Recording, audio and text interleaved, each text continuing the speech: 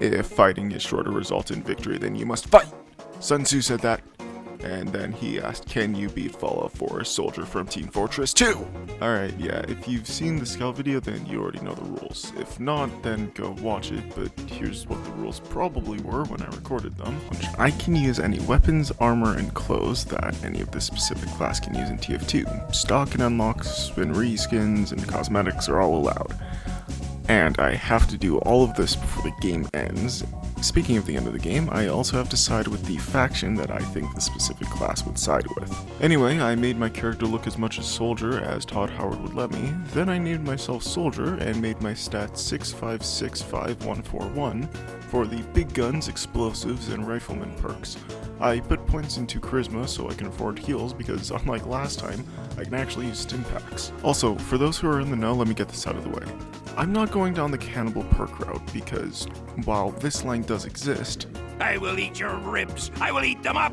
I don't think I could show that on YouTube, and even if I were to have to censor it, adding additional difficulty to a challenge I can't showcase isn't really worth it. Scout as TF2 took 13 hours because I could only use Coca-Cola to heal, and I'm not about to do that but with an ultra kill twist I can't even show off again anytime soon. Alright, escaping the vault without attacking anything isn't hard, just trap all the roaches behind the door and hide there like there's a Crits demo man on the other side.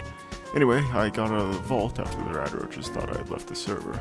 Alright, time to mention something. At the time of me recording these clips, I had recently updated my PC to Windows 11, but the new OS didn't play nice with an OBS plugin I had, so that made almost every game really laggy for that reason. As of writing this, I've fixed the issue, but I've recorded these first few clips before that point, so I'll try to use the least laggy clips. If you want to see my full review of Windows 11, don't forget to unsubscribe, because I'm not doing that. Alright, so first things first, I gotta find a weapon, so I went to Diamond City to try and find something, preferably a shotgun or military fatigues. I didn't find anything at Diamond City, then I went to Good Neighbor, found the Party Starter, a legendary rocket launcher, but it's too expensive. And I also didn't find a shotgun. Then I went to Bunker Hill and found nothing, also yes, I haven't been wearing anything. Like I said at the beginning, I need clothes the specific class would wear, so I'm naked for now. Then I went to Covenant. Would you believe me if I said I found a shotgun, rocket launcher, army fatigues, and a military helmet there? Because you shouldn't, because I found nothing. So there's nothing for me in Diamond City, Good Neighbor, kind of, Bunker Hill, or Covenant. So that leaves me with one last option to find a shotgun. Libertalia.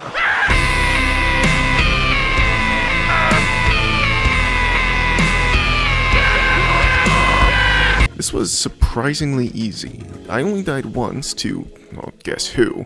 Kabeen! Anyway, it's really just a matter of running, because realistically, what else can I do when I have no armor, no weapons, and only heals? Anyway, I got the shotgun and went to Fallon's basement, and ended up finding some military fatigues. Alright, time we take the fight to the Triggermen. All of them sharing a communal area? That sounds like a whole lot of like communism to me. Let's wipe them out. Fighting through the vault wasn't hard, just gotta aim straight.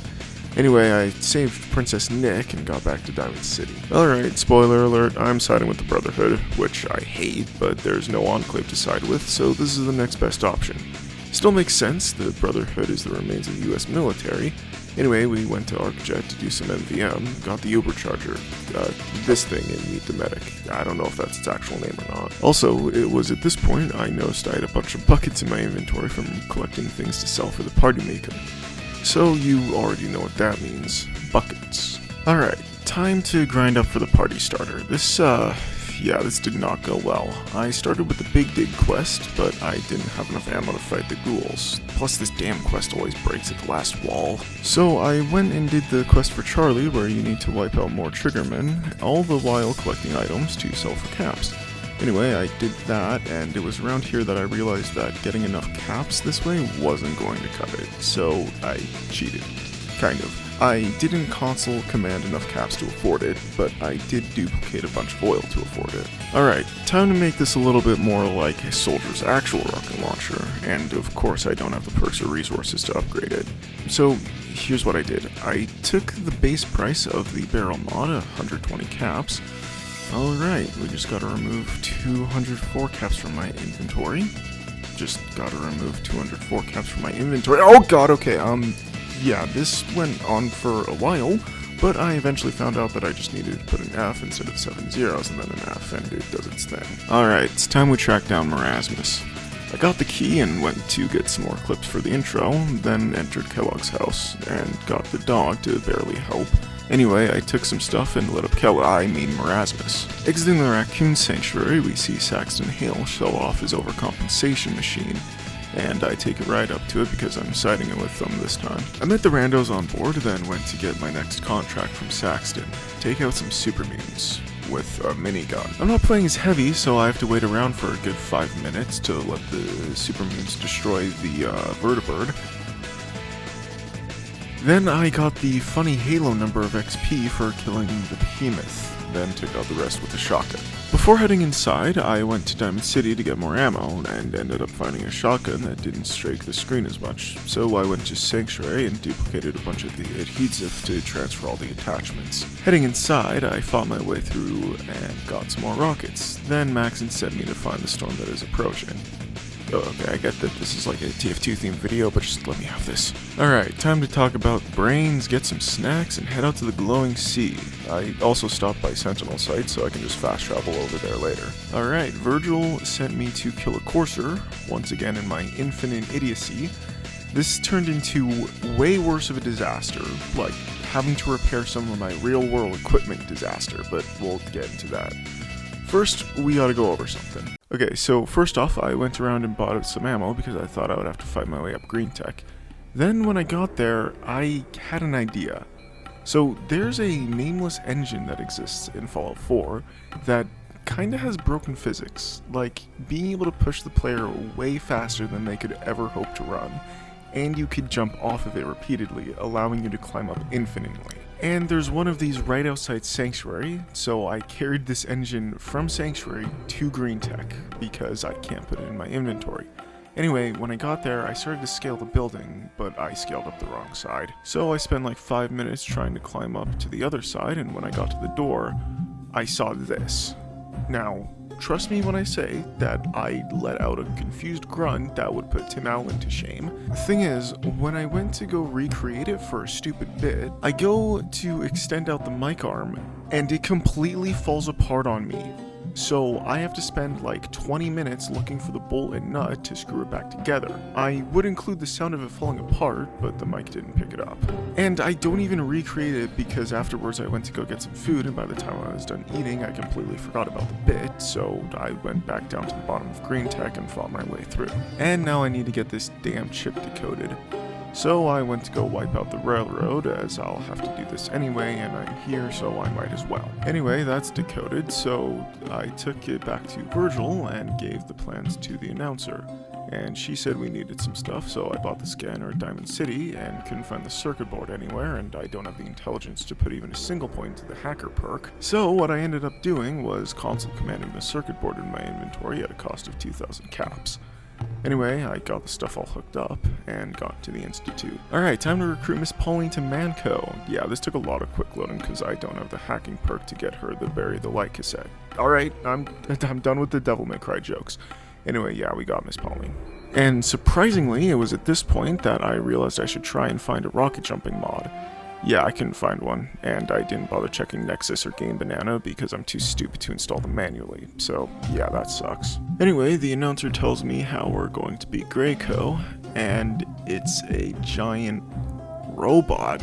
A robot? This will not stand. We cannot beat robots with robots.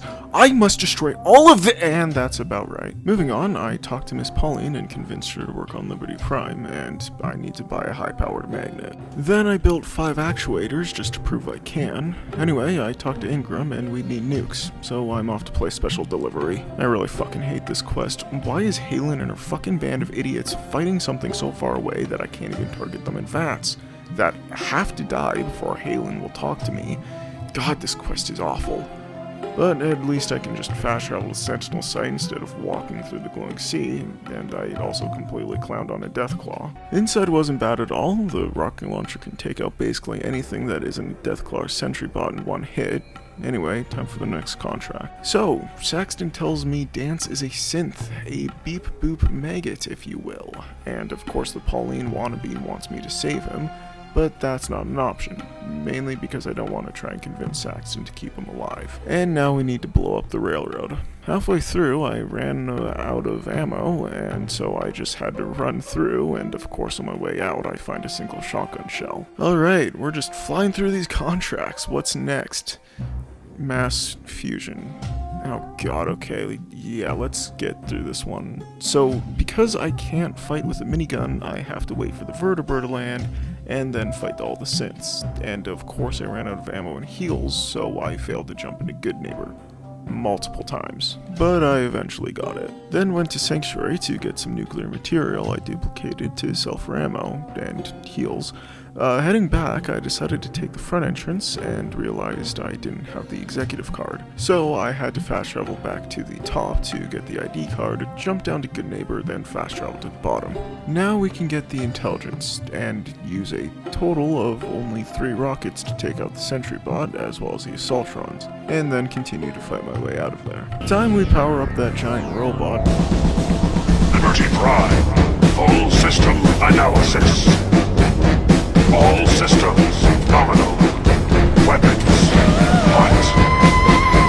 Mission: the destruction of any and all Chinese communists.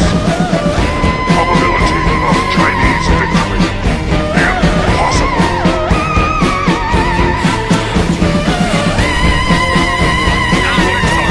Proceeding to target coordinates.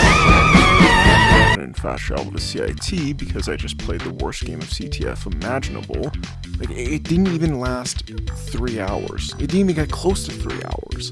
And I'm not about to play a game of Payload with Bethesda programming. Fighting through isn't hard. What is hard is trying to hack into Greyman's PC because I can't be bothered to quick load through a speech check to get the password. Yeah, this took like a good 10 minutes. Then I died to some robots and had to go through it again, but I eventually got through and we can continue to the reactor. Alright, place the charge, let the 2-4 water finally get to me, abandon the kid, and detonate the bomb, as I beat Follow 4 as Soldier from TF2. I can't believe I forgot to say that when I was recording the rest of these lines. Man, this challenge was actually crazy fun. If I had to add any challenge to it, it would probably go down the cannibal perk route, or maybe drinking only dirty water because Soldier is drinking the leaded water of 2-4. Anyway, Pyro will be next. So yeah, take care everyone.